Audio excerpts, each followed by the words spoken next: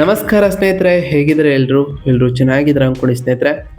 ಎಲ್ರಿಗೂ S P B ಮೀಡಿಯಾದ ಮತ್ತೊಂದು ವಿಡಿಯೋಕ್ಕೆ ತಮಗೆಲ್ರಿಗೂ ಸ್ವಾಗತ ಸುಸ್ವಾಗತ. ಸ್ನೇಹಿತರೆ, ಈ 2026ರ ಈ ಒಂದು ವರ್ಷದಲ್ಲಿ ಮಕರ ರಾಶಿಯವರಿಗೆ ಮೇ 20ರ ನಂತರ ಏನೆಲ್ಲ ಅದೃಷ್ಟ ಬರಲಿದೆ, ಈ ಮೇ ತಿಂಗಳಿನಲ್ಲಿ ಉಂಟಾಗ್ತಿರುವಂತಹ ಗ್ರಹ ಸಂಚಾರದ ಬದಲಾವಣೆಯು ಮಕರ ರಾಶಿಯವರ ಜೀವನದಲ್ಲಿ ಏನೆಲ್ಲ ಬದಲಾವಣೆಗಳನ್ನು ತರಲಿದೆ, ಯಾವುದರಲ್ಲಿ ಶುಭವಾಗಲಿದೆ, ಯಾವುದರಲ್ಲಿ ಬಹಳ ಎಚ್ಚರಿಕೆಯನ್ನು ವಹಿಸಬೇಕು, ಅದರಲ್ಲೂ ನಿಮ್ಮ ಜೀವನದ ವಿವಿಧ ಅಂಶಗಳಾದಂತಹ ವೃತ್ತಿಯಾಗಿರ್ಬೋದು, ವೈವಾಹಿಕ ಜೀವನ, ಆರ್ಥಿಕ ಸ್ಥಿತಿ, ಕೌಟುಂಬಿಕ ಜೀವನ, ನಿಮ್ಮ ಮಕ್ಕಳ ಆರೋಗ್ಯ ಮತ್ತು ಶಿಕ್ಷಣಕ್ಕೆ ಸಂಬಂಧಪಟ್ಟಂತೆ ಏನೆಲ್ಲ ಬದಲಾವಣೆಗಳನ್ನು ಕಾಣಲಿದ್ದೀರಿ, ಯಾವುದರಲ್ಲಿ ಶುಭವಾಗಲಿದೆ, ಯಾವುದರಲ್ಲಿ ಬಹಳ ಎಚ್ಚರಿಕೆಯನ್ನು ವಹಿಸಬೇಕು, ಇರುವಂತಹ ಸಮಸ್ಯೆಗಳಿಗೆ ಏನೆಲ್ಲ ಪರಿಹಾರಗಳನ್ನು ಮಾಡಿದ್ರೆ ಒಳ್ಳೆಯದು ಎಂಬುದರ ಸಂಪೂರ್ಣ ಮಾಹಿತಿಯನ್ನು ಇದೇ ವಿಡಿಯೋದಲ್ಲಿ ತಿಳಿಸ್ಕೊಡ್ತಾ ಹೋಗ್ತೀನಿ ಸ್ನೇಹಿತರೆ. ಆದ್ದರಿಂದ ವಿಡಿಯೋನ ಸ್ಕಿಪ್ ಮಾಡದೆ ಇಲ್ಲಿಂದ ಕೊನೆ ತನಕ ನೋಡ್ತಾ ಬನ್ನಿ. ಸ್ಕಿಪ್ ಮಾಡಿ ವಿಡಿಯೋ ನೋಡೋದ್ರಿಂದ ನಿಮಗೆ ಫುಲ್ಲಾಗಿ ಇನ್ಫಾರ್ಮೇಷನ್ ಅರ್ಥ ಆಗೋದಿಲ್ಲ. ಸೊ ಪ್ರತಿಯೊಂದು ವಿಡಿಯೋದಲ್ಲೂ ಹೇಳೋದಿಷ್ಟೇ, ವಿಡಿಯೋನ ಸ್ಕಿಪ್ ಮಾಡದೆ ಕೊನೆ ತನಕ ನೋಡಿ. ಹಾಗೆ ನಮ್ಮ ಈ ವಿಡಿಯೋ ಇಷ್ಟ ಆಗಿತ್ತು ಅಂದರೆ ವಿಡಿಯೋಗೆ ಒಂದು ಲೈಕ್ ಮಾಡಿ ಸ್ನೇಹಿತರೆ. ಯಾರೇನು ನಮ್ಮ ಚಾನಲ್ನ ಸಬ್ಸ್ಕ್ರೈಬ್ ಮಾಡ್ಕೊಂಡಿಲ್ಲ ಅವರು ಈಗಲೇ ಸಬ್ಸ್ಕ್ರೈಬ್ ಮಾಡ್ಕೊಳ್ಳಿ.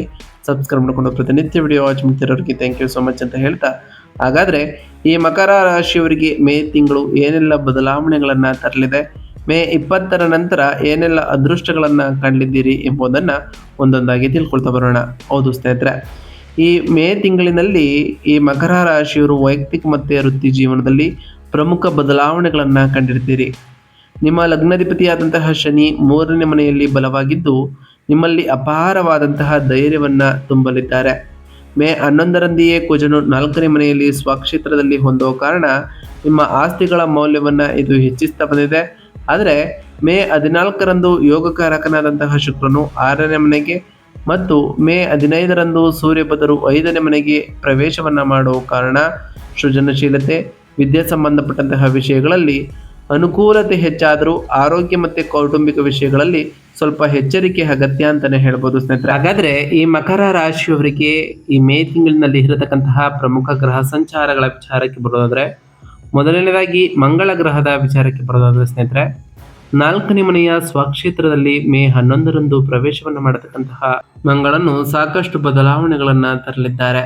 ಚತುರ್ಥ ಸ್ಥಾನದಲ್ಲಿ ಕುಜ ಇರೋ ಕಾರಣ ಸ್ಥಿರಾಸ್ತಿ ವ್ಯವಹಾರಗಳು, ವಾಹನ ಯೋಗ, ಆದರೆ ತಾಯಿಗೆ ಉಷ್ಣ ಸಂಬಂಧಪಟ್ಟಂತಹ ತೊಂದರೆಗಳು ಈ ಟೈಮ್ನಲ್ಲಿ ಉಂಟಾಗ್ಬೋದು ಅಂತಲೇ ಹೇಳ್ಬೋದು. ಇನ್ನು ಶುಕ್ರ ಗ್ರಹದ ವಿಚಾರಕ್ಕೆ ಬರೋದಾದರೆ 5 ಮತ್ತು 6ನೇ ಮನೆಯಲ್ಲಿ ಶುಕ್ರನು ಈ ತಿಂಗಳಿನಲ್ಲಿ ಇರಲಿದ್ದು ಮೇ 14ರವರೆಗೆ 5ನೇ ಮನೆಯಲ್ಲಿ ಸ್ವಕ್ಷೇತ್ರದಲ್ಲಿ ಇದ್ದ ಕಾರಣ ಕಲಾಕಾರರಿಗೆ ಲಾಭಗಳನ್ನು ಕಂಡಿರ್ತೀರಿ.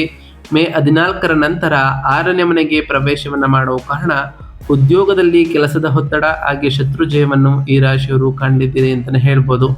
ಇನ್ನು ಸೂರ್ಯಗ್ರಹದ ವಿಚಾರಕ್ಕೆ ಬರೋದಾದರೆ 4 ಮತ್ತು 5ನೇ ಮನೆಯಲ್ಲಿ ಈ ತಿಂಗಳು ಸೂರ್ಯನ ಸಂಚಾರವನ್ನು ಮಾಡಲಿದ್ದು ಮೇ 14ರವರೆಗೆ 4ರಲ್ಲಿ ಉಚ್ಚ ಸ್ಥಾನದಲ್ಲಿ ಸೂರ್ಯನ ಸಂಚಾರವನ್ನು ಮಾಡುವ ಕಾರಣ ಮನೆಯಲ್ಲಿ ಉಷ್ಣ ಅಥವಾ ಅಶಾಂತಿ ಉಂಟಾಗ್ಬೋದು. ಮೇ 15ರ ನಂತರ 5ನೇ ಮನೆಯಲ್ಲಿ ಸಂಚಾರ ಮಾಡತಕ್ಕಂತಹ ಸೂರ್ಯನು ಸಂತಾನ ವಿಷಯಗಳಲ್ಲಿ ಬದಲಾವಣೆಗಳನ್ನು ತರಲಿದ್ದು ನಿಮ್ಮ ಬುದ್ಧಿವಂತಿಕೆಯು ಕೂಡ ಹೆಚ್ಚಾಗಲಿದೆ ಅಂತಲೇ ಹೇಳ್ಬೋದು. ಇನ್ನು ಬುಧ ಗ್ರಹದ ವಿಚಾರಕ್ಕೆ ಬರೋದಾದರೆ 5ನೇ ಮನೆಯಲ್ಲಿ ಬುಧನು ಇರಲಿದ್ದು ಪಂಚಮ ಸ್ಥಾನದಲ್ಲಿ ಇರುವ ಕಾರಣ ಉನ್ನತ ಶಿಕ್ಷಣಕ್ಕೆ ಸಂಬಂಧಪಟ್ಟಂತೆ ಅನುಕೂಲಗಳನ್ನು ಕಾಣ್ತಾ ಬರ್ತೀರಿ. ಬೌದ್ಧಿಕ ಹೂಡಿಕೆಗಳು ಕೂಡ ಹೆಚ್ಚಾಗಲಿದೆ ಅಂತಲೇ ಹೇಳ್ಬೋದು. ಇನ್ನು ಶನಿ ಗ್ರಹದ ವಿಚಾರಕ್ಕೆ ಬರೋದಾದರೆ 3ನೇ ಮನೆಯ ಮೀನ ರಾಶಿಯಲ್ಲಿ ಯಥಸ್ಥಿತಿಯಲ್ಲಿ ಇರತಕ್ಕಂತಹ ಶನಿಯು ನಿಮ್ಮ ಪರಾಕ್ರಮ, ಧೈರ್ಯ, ಸ್ವಯಂ ಕೃಷಿಯಿಂದ ಲಾಭಗಳನ್ನು ತರಲಿದ್ದು ಸಹೋದರರೊಂದಿಗೆ ವ್ಯವಹಾರಗಳನ್ನು ಕೂಡ ಈ ರಾಶಿಯವರು ಮಾಡ್ತಾ ಬರ್ತೀರಿ ಅಂತಲೇ ಹೇಳ್ಬೋದು.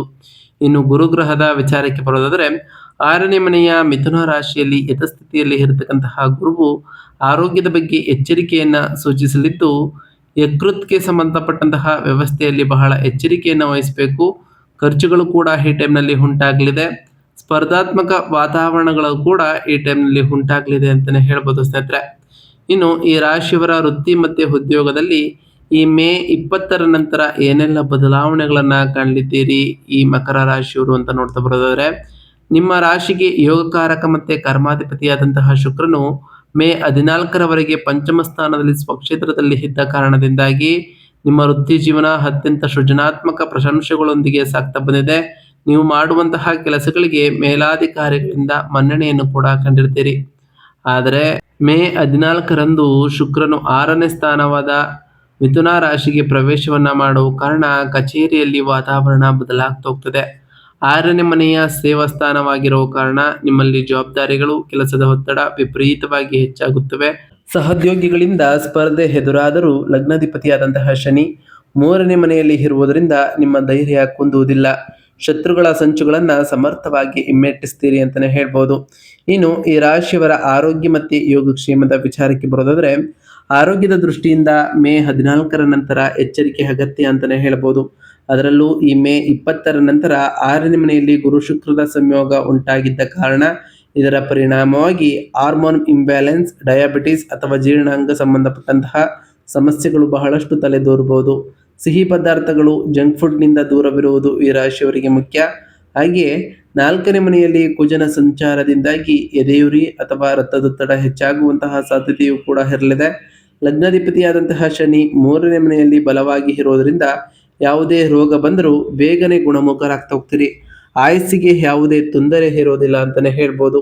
ಇನ್ನು ಈ ರಾಶಿಯವರ ಕುಟುಂಬ ಮತ್ತು ವೈಯಕ್ತಿಕ ಸಂಬಂಧಗಳ ವಿಚಾರಕ್ಕೆ ಬರೋದಾದ್ರೆ, ಗೃಹಸ್ಥಾನವಾದ ಮೇಷ ರಾಶಿಯಲ್ಲಿ ಕುಜನು ಮತ್ತು ಮೇ 14ರವರೆಗೆ ಉಚ್ಚ ಸ್ಥಾನದಲ್ಲಿ ಸೂರ್ಯನ ಪ್ರಭಾವದಿಂದಾಗಿ ಮನೆಯ ವಾತಾವರಣ ಸ್ವಲ್ಪ ಬಿಸಿಯಾಗಿರುತ್ತದೆ.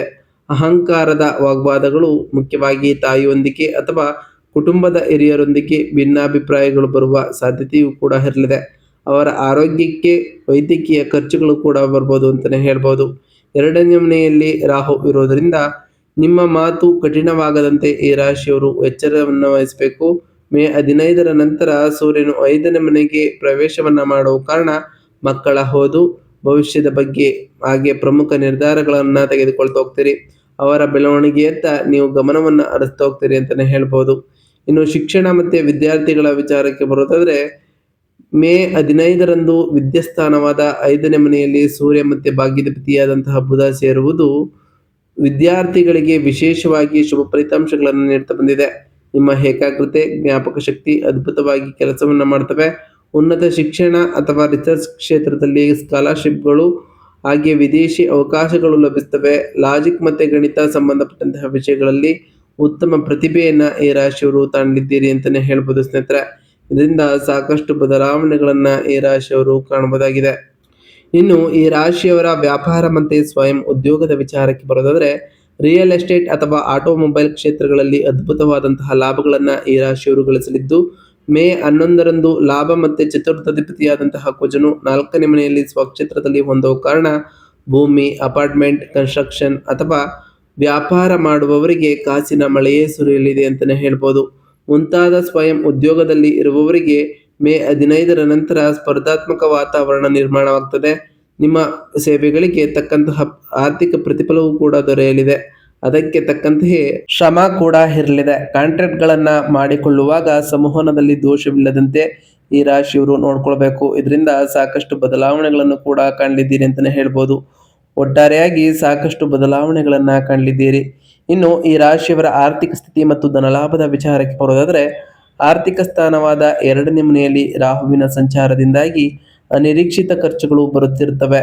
ಮುಖ್ಯವಾಗಿ ಮೇ 14ರವರೆಗೆ ಗೃಹ ಅಗತ್ಯಗಳಿಗಾಗಿ ಅಥವಾ ವಾಹನಗಳಿಗಾಗಿ ಹಣ ಖರ್ಚಾಗ್ತಾ ಬರ್ತದೆ. ಆದರೆ ಮೇ 11ರಂದು ಕುಜನು ಬಲಗೊಳ್ಳೋ ಕಾರಣ ಸ್ಥಿರಾಸ್ತಿಗಳ ರೂಪದಲ್ಲಿ ನಿಮಗೆ ಧನಲಾಭವೂ ಆಗಲಿದೆ. ಆಸ್ತಿಗಳ ಖರೀದಿ ಅಥವಾ ಮಾರಾಟ ಲಾಭದಾಯಕವಾಗುತ್ತದೆ. ಮೇ 15ರ ನಂತರ ಅಷ್ಟಮಾಧಿಪತಿಯಾದಂತಹ ಸೂರ್ಯನು 5ನೇ ಮನೆಗೆ ಹೋಗುವುದರಿಂದ ಊಹಾತ್ಮಕ ಹೂಡಿಕೆಗಳನ್ನ ಮಾಡುವವರು ಎಚ್ಚರವನ್ನು ವಹಿಸಬೇಕು. ಆಕಸ್ಮಿಕ ಲಾಭಗಳು, ನಷ್ಟಗಳು ಎರಡನ್ನೂ ಸಂಭವಿಸುವಂತಹ ಸಾಧ್ಯತೆ ಈ ರಾಶಿಯವರಿಗೆ ಇರಲಿದೆ ಅಂತಾನೆ ಹೇಳ್ಬೋದು. ಇದರಿಂದ ಸಾಕಷ್ಟು ಬದಲಾವಣೆಗಳನ್ನ ಈ ರಾಶಿಯವರು ಕಾಣಲಿದ್ದೀರಿ. ನೀವು ಅಂದುಕೊಂಡಿರುವಂತಹ ಕಾರ್ಯಗಳು ಕೂಡ ಯಾವುದೇ ಅಡೆತಡೆ ಇಲ್ಲದೆ ನೆರವೇರ್ತಾ ಹೋಗ್ತದೆ ಸ್ನೇಹಿತರೆ. ಒಟ್ಟಾರೆಯಾಗಿ ಮೇ 20ರ ನಂತರ ಈ ರಾಶಿಯವರು ಸಾಕಷ್ಟು ಬದಲಾವಣೆಗಳನ್ನ ಕಾಣಲಿದ್ದೀರಿ ಅಂತಾನೆ ಹೇಳ್ಬೋದು. ಅದು ಸಕಾರಾತ್ಮಕವಾಗಿದ್ರೆ ಒಂದಿಷ್ಟು ಎಚ್ಚರಿಕೆಯ ಸೂಚನೆಯನ್ನ ನೀಡುವಂತಹ ಅಂಶಗಳು ಅಂತಾನೆ ಹೇಳ್ಬೋದು ಸ್ನೇಹಿತರೆ. ಒಟ್ಟಾರೆಯಾಗಿ ಬದಲಾವಣೆಗಳನ್ನ ಕಾಣ್ತಾ ಬರ್ತೀರಿ. 4ನೇ ಮನೆಯಲ್ಲಿ ಕುಜನಿಂದ ಉಂಟಾಗುವ ಗ್ರಹದ ಅಶಾಂತಿಯನ್ನ ನಿವಾರಿಸಿಕೊಂಡು 6ನೇ ಮನೆಯಲ್ಲಿ ಯೋಗಕಾರಕನಾದಂತಹ ಶುಕ್ರನಿಂದ ವೃತ್ತಿ ಲಾಭಗಳನ್ನ ಪಡೆಯಲು ನಾವು ತಿಳಿಸ್ಕೊಡುವಂತಹ ಸರಳ ಪರಿಹಾರಗಳನ್ನ ಮಾಡ್ತಾ ಬನ್ನಿ. 2ನೇ ಮನೆಯಲ್ಲಿ ರಾಹುವಿನಿಂದಾಗಿ ಮಾತು ಜಾರದಂತೆ ಇರಲು, ಆರ್ಥಿಕ ನಷ್ಟಗಳನ್ನ ತಡೆಯಲು ಮಂಗಳವಾರ ಅಥವಾ ಶುಕ್ರವಾರ ದುರ್ಗಾದೇವಿಯನ್ನ ಆರಾಧಿಸ್ತಾ ಬನ್ನಿ. ಹಾಗೆಯೇ ಗೃಹಸ್ಥಾನದಲ್ಲಿ ಉಷ್ಣದೋಷಗಳು ಮತ್ತು ತಾಯಿಯ ಅನಾರೋಗ್ಯ ಕಡಿಮೆಯಾಗಲು ಮಂಗಳವಾರದಂದು ಸುಬ್ರಹ್ಮಣ್ಯ ಸ್ವಾಮಿಗೆ ದೀಪಾರಾಧನೆಯನ್ನು ಮಾಡಿ ಶಿವನಿಗೆ ಜಲಾಭಿಷೇಕವನ್ನ ಮಾಡಿ ಅಂತಲೇ ಹೇಳ್ಬೋದು ಸ್ನೇಹಿತರೆ. ಇನ್ನು ವೃತ್ತಿಯಲ್ಲಿ ಮತ್ತು ಆರೋಗ್ಯದ ದೃಷ್ಟಿಯಿಂದ ಗುರು ಶುಕ್ರರ ಸಕಾರಾತ್ಮಕ ಪ್ರಭಾವಕ್ಕಾಗಿ ಹಸುಗಳಿಗೆ ಹಸಿರು ಹುಲ್ಲು ಅಥವಾ ಹಣ್ಣುಗಳನ್ನು ತಿನ್ನಿಸ್ತಾ ಬಂದಿದ್ದಾರೆ ಅಂತಲೇ ಹೇಳ್ಬೋದು. ಇದರಿಂದ ಸಾಕಷ್ಟು ಬದಲಾವಣೆಗಳನ್ನ ಕೂಡ ಕಾಣಲಿದ್ದೀರಿ.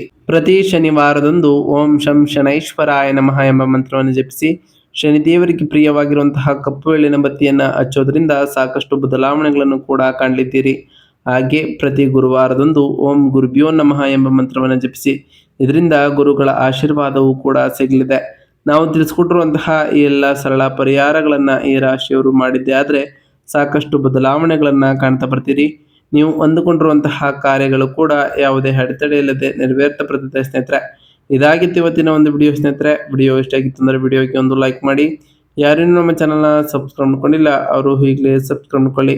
ಸಬ್ಸ್ಕ್ರೈಬ್ ಮಾಡ್ಕೊಂಡು ಪ್ರತಿನಿತ್ಯ ವಿಡಿಯೋ ವಾಚ್ ಮಾಡ್ತಿರೋರಿಗೆ ಥ್ಯಾಂಕ್ ಯು ಸೋ ಮಚ್ ಅಂತ ಹೇಳ್ತಾ ಸಿಗ್ತೀನಿ ಮತ್ತೊಂದು ವಿಡಿಯೋದೊಂದಿಗೆ. Thank you for watching.